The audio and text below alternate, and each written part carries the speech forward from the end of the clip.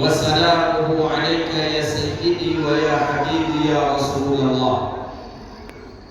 Bapak Ibu pengurus yang kita muliakan, Imam Bidal Khatib, hadirin wal hadirat yang dirahmati Allah. Malam ini kita memperingati Isra wal Mi'raj. Ketika berbicara Isra dan Mi'raj, maka kita akan berbicara tentang dunia luar. Dunia luar itu namanya alam malakut. Alam malakut sesuatu yang ada dan wajib kita imani, dan tidak semua orang yang bisa sampai ke sana. Makanya peristiwa Isra Mi'raj itu peristiwa iman, bukan peristiwa akal. Kalau kita coba merenungkan dengan akal, tak masuk akal. Tapi peristiwa itu peristiwa yang wajib untuk kita imani. Allah Subhanahu wa Ta'ala memulai Isra Mi'raj itu dengan kalimat Subhanah. Bismillahirrahmanirrahim. Subhanalladzi asra bi'abdihi laila. Subhanah, maha suci Allah. Allah itu suci. Suci apa maksudnya? Allah itu suci daripada bentuk dan sifat seperti makhluk. Makanya Allah katakan di situ Subhanah, maha suci Allah. Karena banyak orang beranggapan peristiwa Isra dan Mi'raj ini, banyak nanti yang mengatakan Allah itu hampir seperti makhluk. Makanya Allah katakan kalimat Subhanah, maha suci Allah. Allah tidak berbentuk, Allah tidak bertempat, Allah tidak bertangan, dan Allah bukan di langit. Karena banyak orang-orang dari golongan salafi mengatakan Allah di langit. Tanda Allah di langit, Allah di Isra Mi'raj di atas langit. Menurut mereka Allah di langit, padahal tidak. Allah itu wujuduhu bila makanin. Adanya Allah tidak berhajat kepada tempat. Tempat Allah bukan di langit, Allah tak berhajat kepada tempat.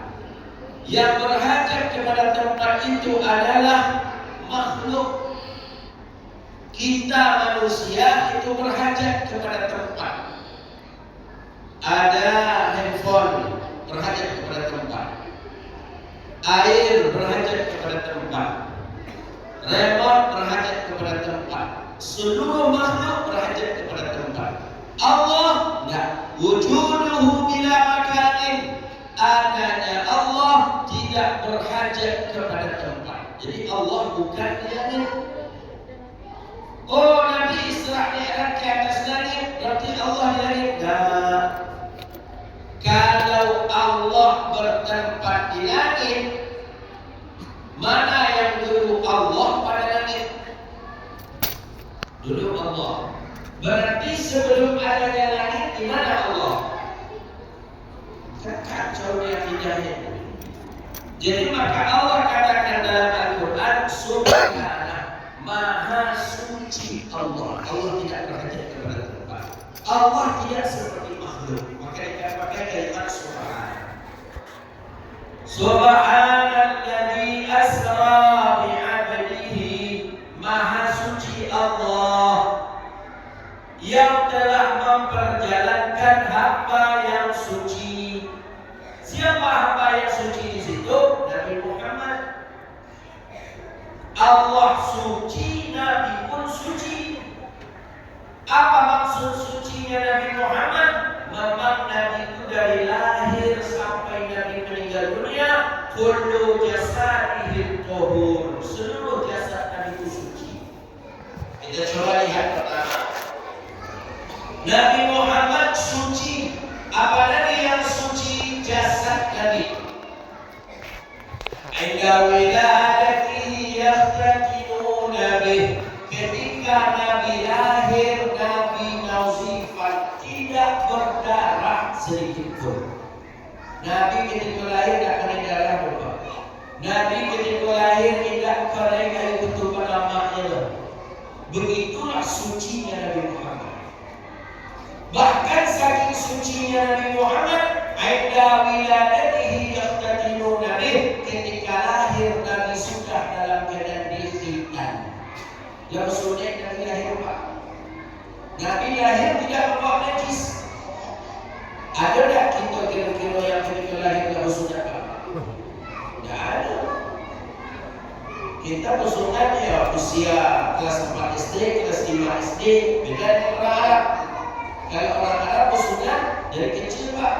Orang Arab baru lahir langsung disunat oleh orang tuanya. Orang Arab baru lahir langsung dibuang najis itu. Kan kita memang harus membuang najis itu. Di mana najis itu? Di ujung tu. Nah, di mana ujung tu itu? Uluf namanya. Kayak yang dibuang kan kulitnya saja, bukan isinya. Isi itu dibuang oleh waktu masa depan itu tu Pak. Orang Arab memang ketika dari kecil sudah dibuang najis. Cuma kalau orang kita kalau dari kecil anak dihitan, ada mitos. Apa mitosnya? Mitosnya itu kalau anak ketika kecil dia dihitan, begonya bisa toncek katanya, kan toncek. Toncek itu tuh apa ya? Apa jenis toncek itu? Lambat besarnya. Bahasa Indonesia ada apa? Toncek.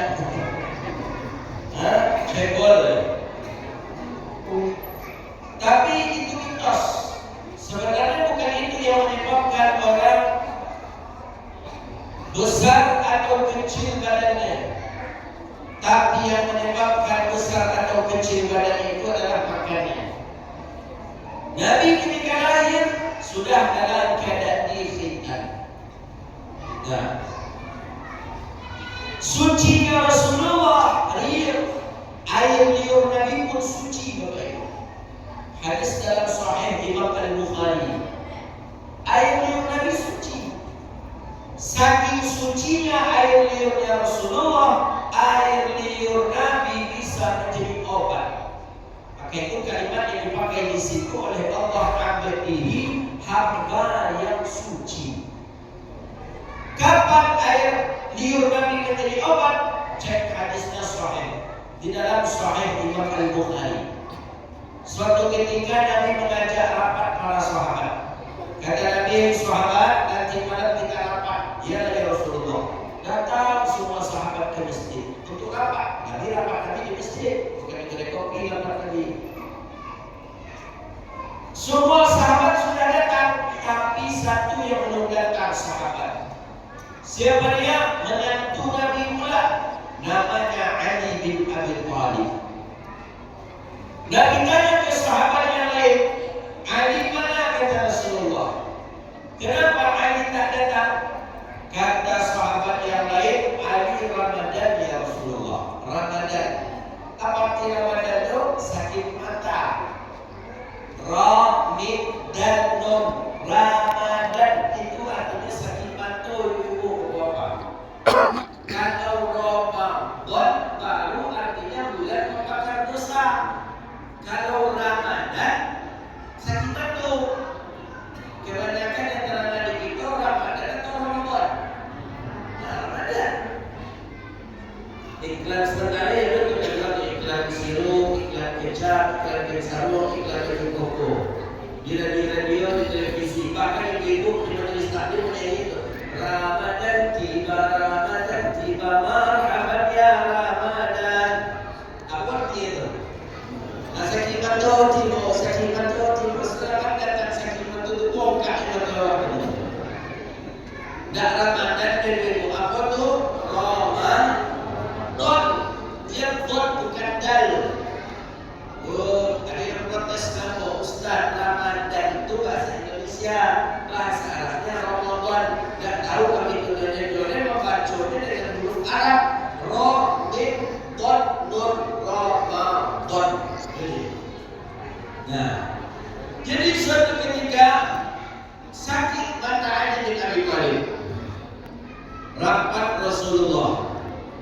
Setelah Nabi pulang dari rapat, Nabi mampir di rumah menantu Sayyidina Ali bin Abi Thalib. Rupanya betul mata Ali bin Abi Thalib bengkak.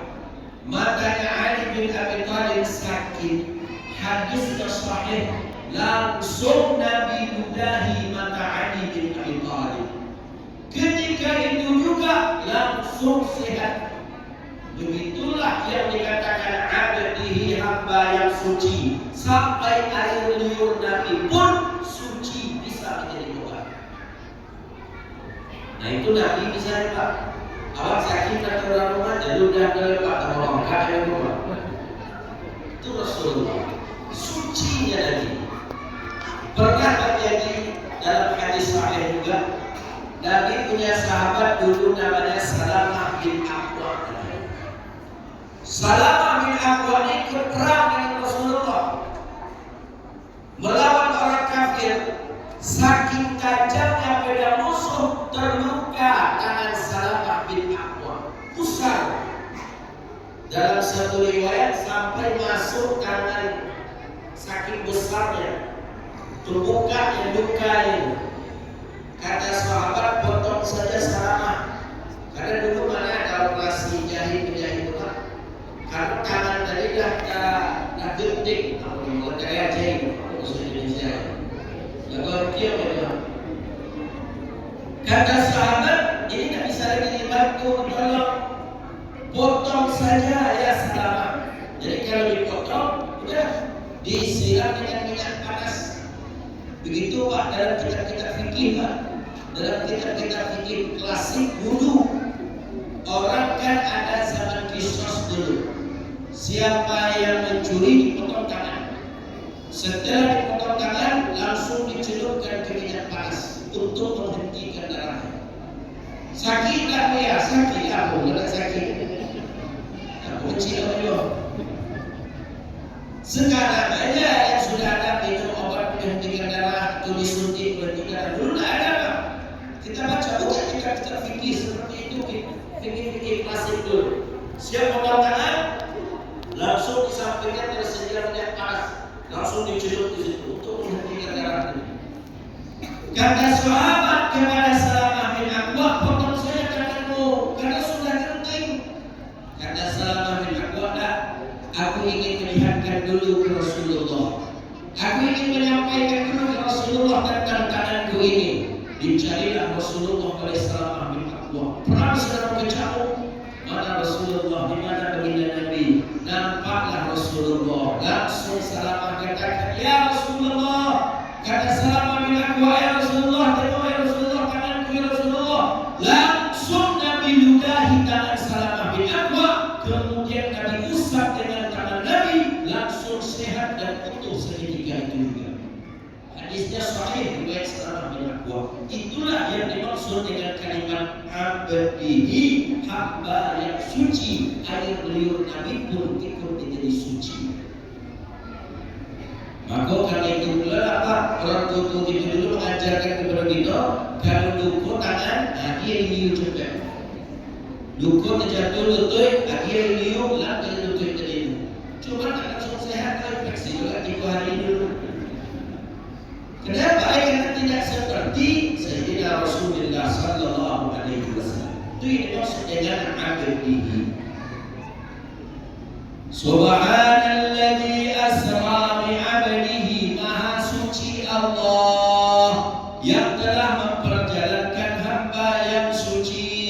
Suci dari lahir bersunat, suci air liurnya. Apanya lagi suci? Jasade, suci air qih, suci keringatnya. Nabi keringatnya suci Pak. Saking sucinya keringat Nabi, apa katanya dalam satu riwayat, wa ma waqa'at zubabatun abadan fi jismihil hasani. Tidak dihinggapi tubuh Rasulullah, tidak bisa dihinggapi oleh lalat. Zubab itu bahasa Arab, bahasa Indonesia lalat, kalau bahasa awak langau. Lalat, langau, zubab tidak hinggap di tubuh Nabi yang mulia.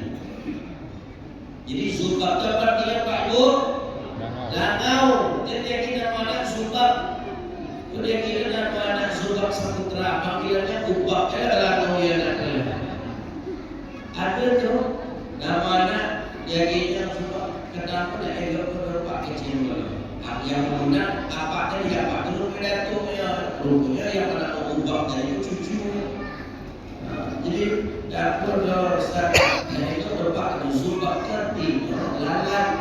Jadi kecapa tadi kami nantunya kecil Ustaznya itu musibah lain artinya. Jadi kecil nantunya kaca artinya apa kami nantunya kepada itu tadi itu bahasa Turki itu bahasa Turki. Nah, ya tak tahu kalau bahasa Arab artinya musibah. Dapur Al-Fatihah kan itulah. Proyek kita kalau kita mau bisa. Macam Fatihah. Samaina wa samaika wa sallallahu wa putra Al-Fatihah. Bukan membaca Fatihah sudah membaca. Kabarnya aku pernah tahu nak kedua-duanya aku.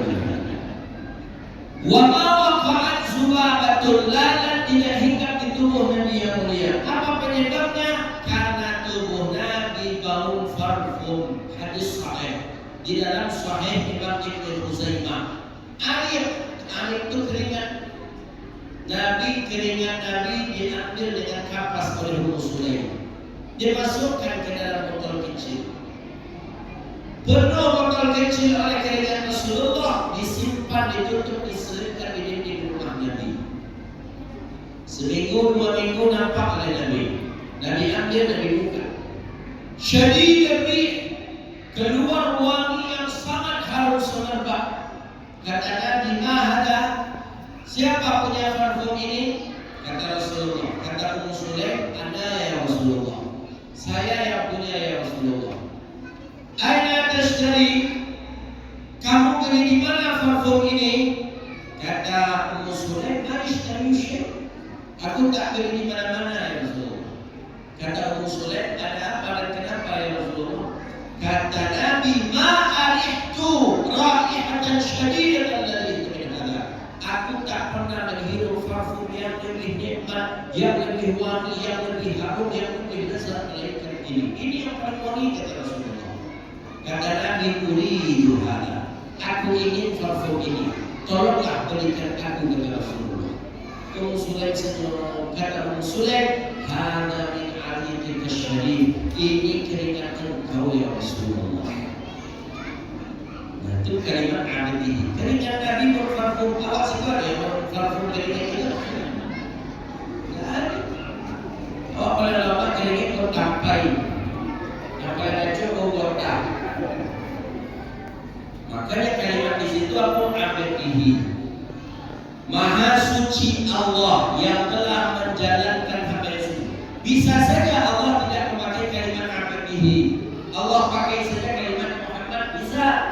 Subhanalladzi asra bi Muhammadin lailan minal masjid. Bisa ada dijalankan Nabi Muhammad, tapi Allah tidak ingin memakai kalimat Nabi Muhammad. Allah ingin memakai kalimat abadihi, hamba yang suci, karena Allah pun suci.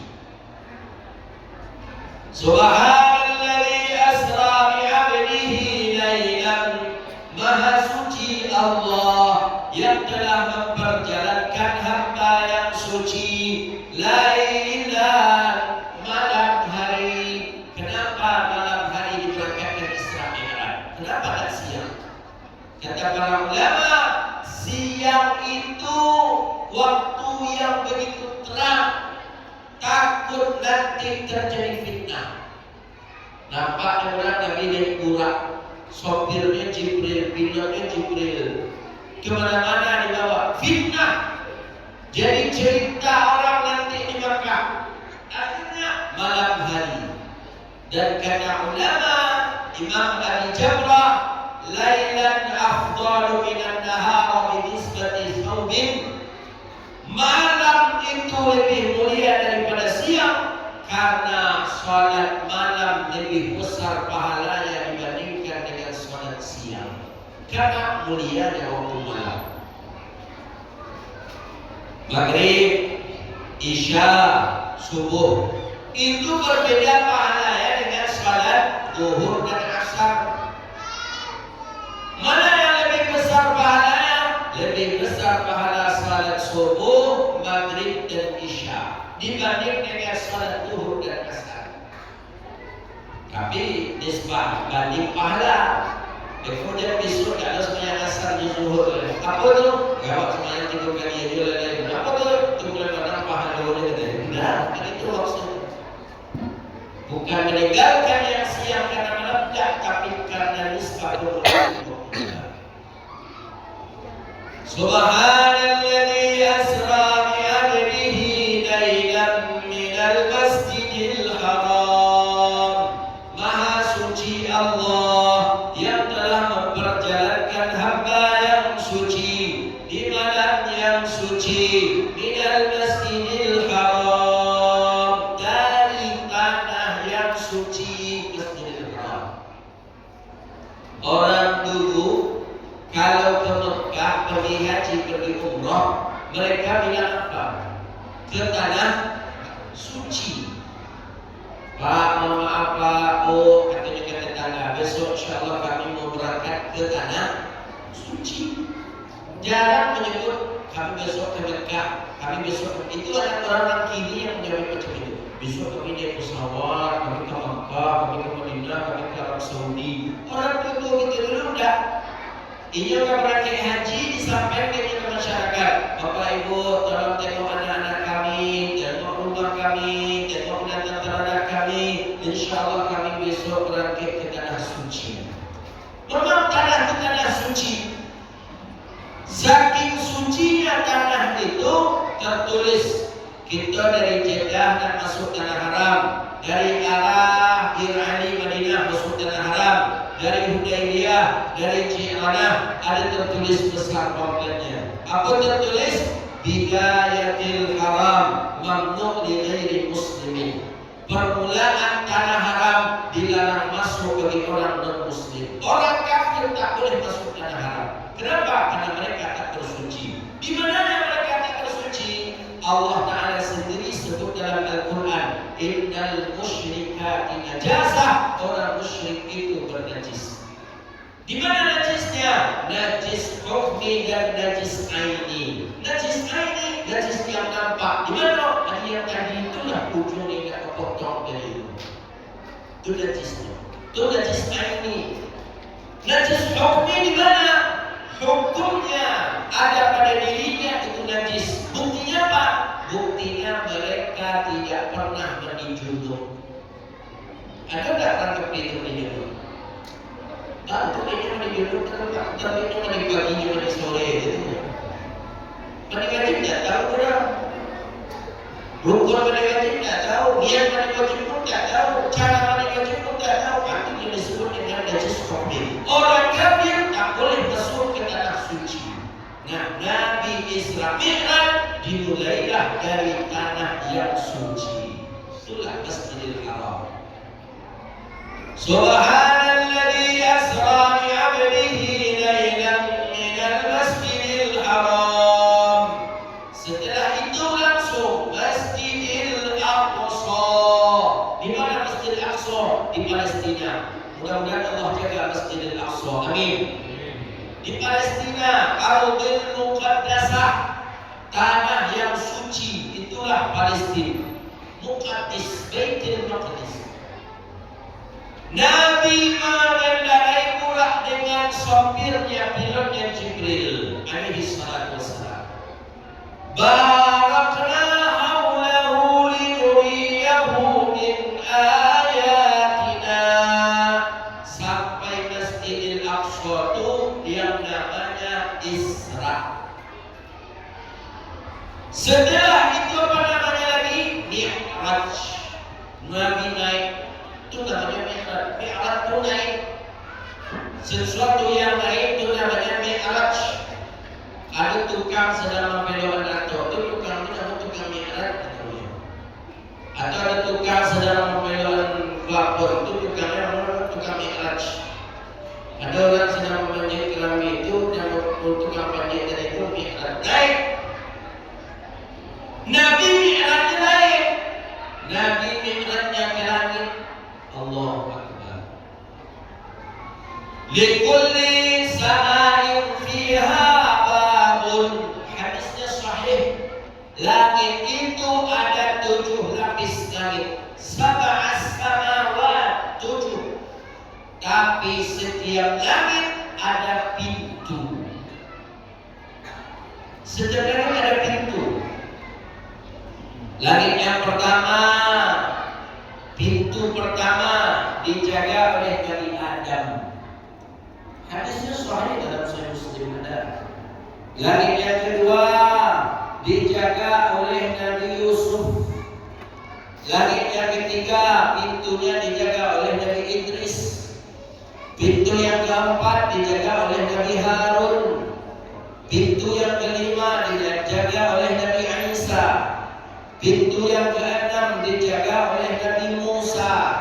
Pintu yang ketujuh dijaga oleh Nabi Ibrahim alaihi salatu wassalam. Jadi belum ada orang yang sampai ke langit kecuali baru Nabi Muhammad. Belum ada. Awak akan sampai ke langit, awak ke langit-langit, dia sampai ke langit-langit itu dalam. Makanya sampai hari ini saya belum dapat kajian jawaban. Apa orang ada sampai ke bulan? Orang ada sampai ke planet? Pertanyaan saya itu, bulan itu di dalam langit atau di luar langit? Kalau bulan itu di dalam langit, berarti orang ini melewati pintu yang namanya pintu Nabi Adam. Nabi katakan seperti itu. Sampailah Nabi di langit yang pertama. Nabi langsung membaca salam.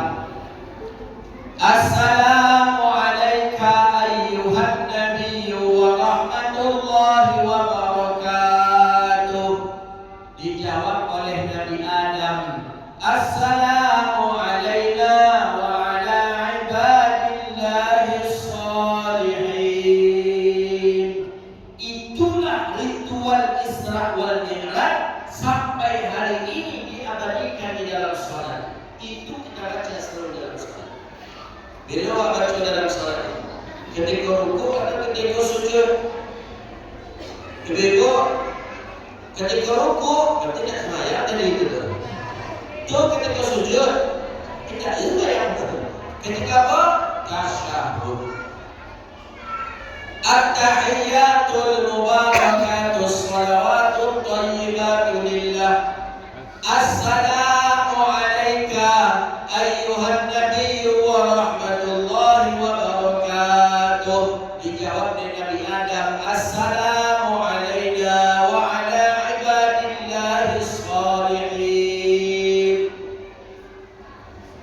Makanya itu juga sebagai dalil kita yang datang memberikan salam kepada orang terdekat. Nabi yang datang kepada Nabi Adam, maka Nabi yang mengucapkan salam, Assalamualaikum warahmatullahi wabarakatuh. Sampai terus ke langit yang ketujuh dengan Nabi Ibrahim. Ada di atas itu lagi, ada namanya Sidratil Muntaha. Ada di atas itu lagi, ada namanya Mustawa.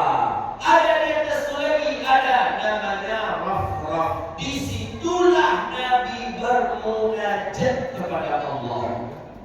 Jangan kita kira Nabi berjumpa kepada Allah di atas langit. Ya, langit itu kiblat doa, maqamul munajat, tempat munajat. Makanya karena langit itu kiblat doa, kalau kita berdoa, tangan kita seperti ini ke langit. Itu tentu langit kiblat doa. Sebagaimana kita salat menghadap ke arah Ka'bah, karena Ka'bah kiblat salat. Apakah Allah di Ka'bah? Ya. Kalau kita yakini Allah di Ka'bah karena kita melihat Ka'bah menghadap Ka'bah saat salat, berarti yang di langit siapa? Oh Allah. Berarti ada Allah satu, Allah dua berarti. Mustahil. Allah itu Esa, Wahid, Ahad, satu, la syarikalah. Jadi kenapa Nabi ke atas langit? Karena langit kiblat doa, maqamul munajat. Jadi kalau kita berdoa seperti ini, tangan kita Bapak Ibu ke langit. Kalau doa tolak bala, punggung tangannya ke langit. Seperti ini doa tolak bala, punggung tangan ke langit. Seperti itu yang diajarkan dalam hadis.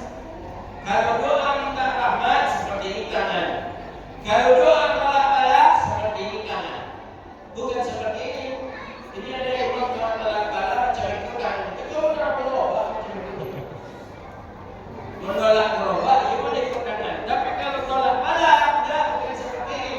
Tolak balak, punggung kanan ke lagi. Minta rahmat, telapak tangan yang arah ke langit. Maka langit itu kiblat doa.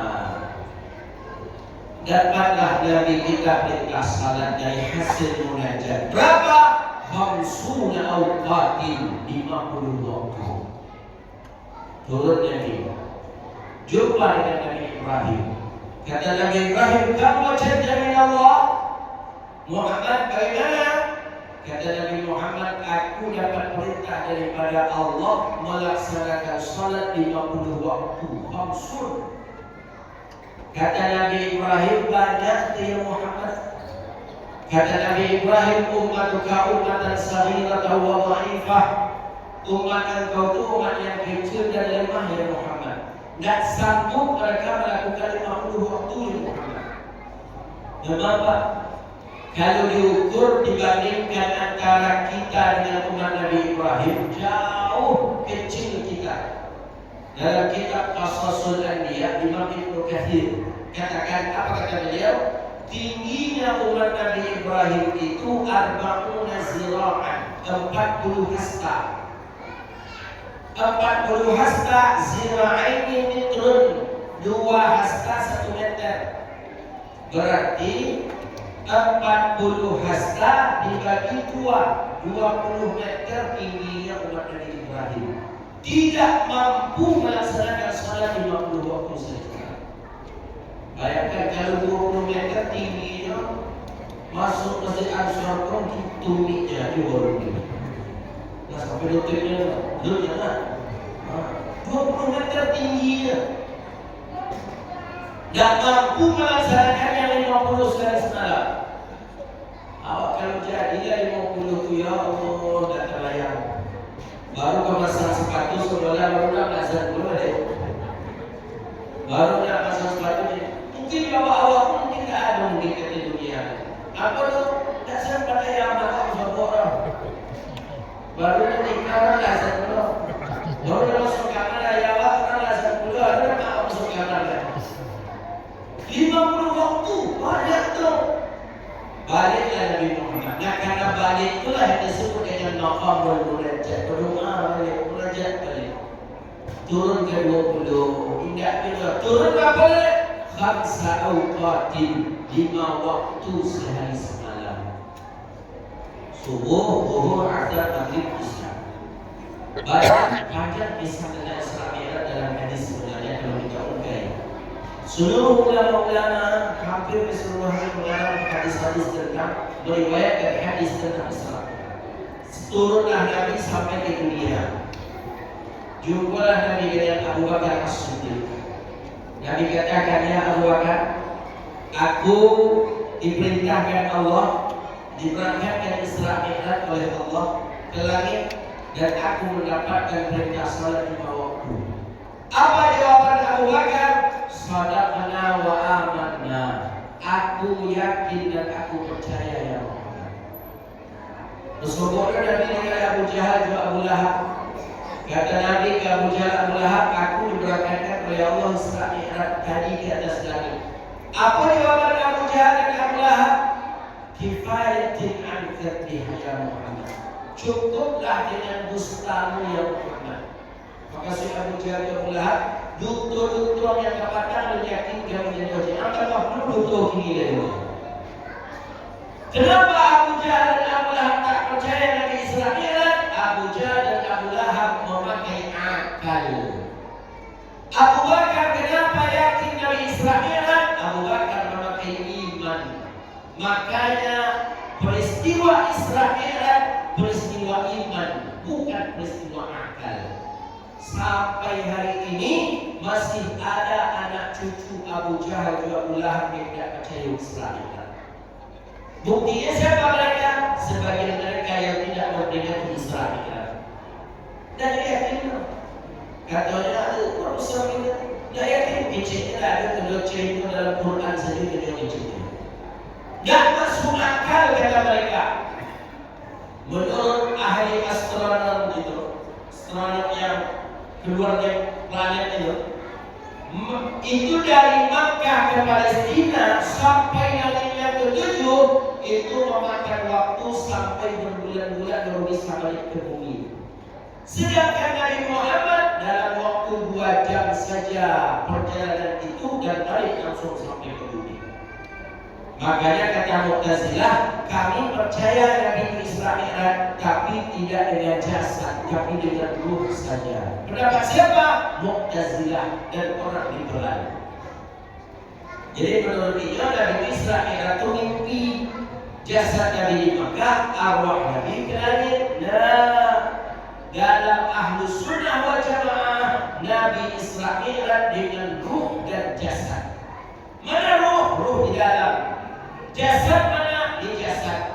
Jasad ketika dicubit terasa sakit. Jasad ketika dipukul terasa sakit. Kenapa? Karena ada ruh yang merasakannya. Kalau tidak ada ruh, jasad tak akan merasa. Tak percaya cukup pincik orang mati. Itu pas memandikan jenazah, pincik bisa lihat. Pinciknya. Kalau sakit-sakit kecil, tidurnya baru itu. Tapi kalau tidak, berarti ruh tidak ada. Nabi Isra Mi'raj dengan ruh dan jasad. Itu harus kita yakini. Bukan meninggal Nabi Isra Mi'raj dengan ruh dan jasad. Oh, tidak mungkin. Karena mereka segala sesuatu diakali. Islam itu bukan agama yang diakal-akali. Islam itu agama iman. Kalau Islam diakal-akali, rusak syariat. Contoh saja, satu saja contohnya. Ketika kita berwudu, setelah kita berwudu, kita masuk masjid, mau salat tahiyatul masjid. Baru saja akan takbiratul ihram, Allah terbentuk kita. Keluar angin di belakang. Tentu kita ulang wudu kembali. Mengulang wudu kembali tetap basuh muka atau cukup buat basuh saja di belakang? Basuh muka dan di belakang tu basuh tak? Tidak. Padahal nak mencari kerajuan di belakang tu aku dah ingin basuh. Maka tak masuk akal. Tapi wajib kita imani kerana itu syariat ketetapan daripada Allah. Kalau bisa protes muka, mungkin protes muka ibu, gara-gara muka pasal yang mulia. Tapi itu syariat. Maka jangan sekali-kali mengakal-akali agama. Tapi agama dengan iman, bukan dengan akal. Oh, bisa juga. Kata ulama bisa. Dicoba diakali, bisa juga. Mana contohnya? Semut Selamat Pekanbaru dalam waktu 2 jam bisa ke Jakarta. Bisa tak? Bisa. Pak Jos mau ke Jakarta jam 11 siang besok. Jam 10 masuklah semut ke dalam jaketnya Pak Jos. Setelahnya masuk tadi, jaket dipakai oleh Pak Jos, di dalamnya ada sabun. Terus Pak Jos ke bandara, masuk ruang tunggu, langsung naik pesawat. Terbang 1 jam 45 menit, mendaratlah di Jakarta. Tiba mendarat di Jakarta, beliau gantunglah jaket beliau di tempat beliau menginap. Di situ barulah keluar Assalamualaikum kemudian Tunggal Jatuh. Bersobok Josami Betawi masalahnya. Mengkaitkan antar dari bahasa Arab dari Mangkung dan dari Riau. Riau itu mana tu? Pekanbaru, Jalan Tunggal Purwodadi. Percaya tak sama Betawi? Tidak. Kenapa? Dia menceritakan sebabnya. Tapi ketika diceritakan oleh semua tadi, aku sampai ke Jakarta menumpang lewat jaketnya seorang, kemudian aku masuk ke dalamnya dan dia terbang sampai ke sini. Masuk akal tak? Masuk akal. Peristiwa Isra Mi'raj itu hakikatnya seperti itu. Yang memperjalankannya Allah, anaknya Burak, hidupnya Jibril. Mungkinkah? Mungkin. Maka alhamdulillah kita memperingati Isra wal Mi'raj ini sebenarnya memperingati hari kebesaran Allah. Ayatina innahu huwas samiul basir. Maka tidak ada lain niat ini kecuali untuk mensyiarkan agama Allah dan mengingat atas kebesarannya Allah Subhanahu wa taala. Nah, maka oleh karena itu pesan yang paling penting dari Isra Mi'raj apa? Pertama, kita bersuci, sucikan hati kita sebagaimana Nabi pun bersuci sebelum Nabi berangkat Isra Mi'raj. Kemudian yang kedua, kita sholat berjamaah. Jangan nanti ketika kita tak mengurus masjid, tak mau pula kita datang ke masjid. Karena masjid bukan bagian dari kita, seakan-akan kita tak mau lagi datang ke masjid, tak mau lagi berdonasi di masjid. Seakan-akan ada firqah. Ya, masjid itu lil muslimin. Masjid itu sama-sama milik kita. Maka dikatakan oleh Nabi SAW dalam hadis. Apa kata Nabi SAW? Idza ra'aita ar-rajula yataraddadu fil masjid fashhad lahu bil iman. Kalau kamu menyaksikan orang bolak-balik ke masjid, zuhur dan nampak ke masjid, asar nampak dia ke masjid, nanti isya nampak dia lagi ke masjid, kata Nabi, fashhad lahu bil iman, saksikanlah bahwa dia adalah orang beriman. Nabi tidak pandang di sana siapapun, tapi yang dipandang adalah orang yang selalu berada ke masjid. Bahkan sholat, ada juga masyarakat kita hari ini yang tak sholat.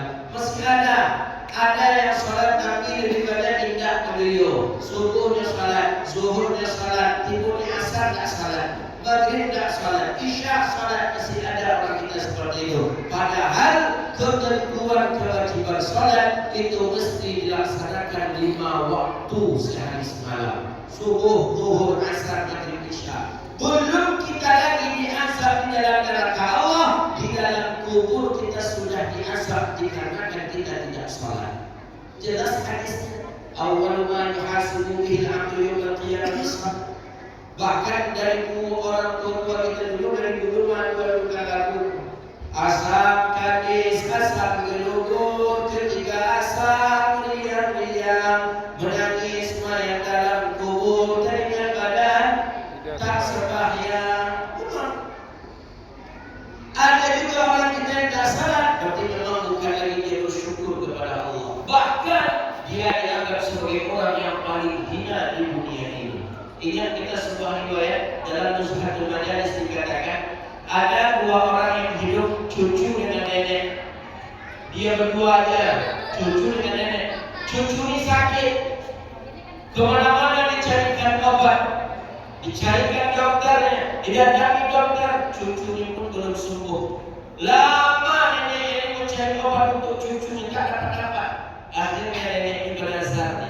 Apa nazarnya? Ya Allah, kalau seandainya Engkau takdirkan cucuku ini sehat ya Allah, aku bernazar minum, mohon maaf, minum pipis wong-wong. Apa wong-wong itu guguk? Apa guguk itu anjing? Kalau Engkau takdirkan cucuku ini sehat ya Allah, aku bernazar minum pipis anjing. Ini nazar nenek. Karena sudah lama menderita sakit, dan kemana-mana mencari dokter tak jumpa juga obatnya. Allah takdirkan sebulan, 3 bulan Allah takdirkan sehat cucu tadi. Akhirnya nenek ingin membayar nazar. Didatangi oleh neneknya orang alim. Kata orang alim ini tak wajib dibayar karena itu haram. Tanya ke satu orang alim ini tak wajib bayar karena itu najis. Tanya ke satu ini tak wajib bayar. Hampir seluruh ulama katakan tak wajib dibayar. Tapi nenek yang merasa berhutang dia karena itu janji dia kepada Allah. Bagaimana caranya? Saya harus bayar, tak mungkin saya tak bayar karena ini nazar. Jadi disebutkanlah oleh ulama tadi, kalau engkau ingin membayar juga, engkau ambillah, engkau tampunglah al-ma'ul ladzi waqa'at min suruhil baiti ladzi sadiqin. Engkau tampunglah air yang jatuh dari atap rumah orang yang tidak sholat. Ada air yang jatuh dari atap rumah orang yang tidak sholat itu, tampung itu, minumlah sama juga minum pipis wow-wow dulu. Nah, bayangkanlah kehinaan. Berarti secara tidak langsung mengatakan apa? Orang yang di dalamnya sama dengan anjing wow-wow tadi.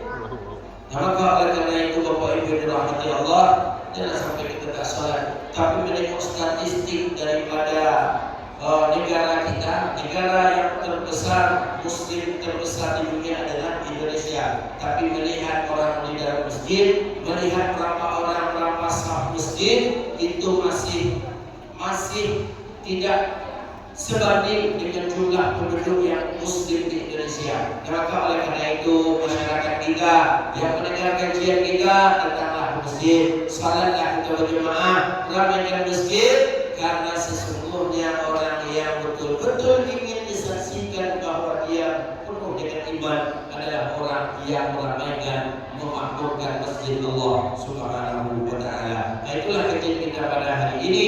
Mudah-mudahan bermanfaat. Allah berkahi kehidupan kita dunia wal akhirah. Allah jauhkan kita dari bala dan wabah. Allah sehatkan dan afiatkan kita. Allah mudahkan segala urusan kita. Allah istiqamahkan kita dengan iman dan Islam. Allah wafatkan kita dalam keadaan husnul khatimah. Amin ya rabbal alamin. Rabbana atina fid dunya hasanah wa fil akhirati hasanah wa qina adzabannar. Allahumma faqihna fid din wa 'allimna at-ta'wil wa hdina ila siratikal mustaqim.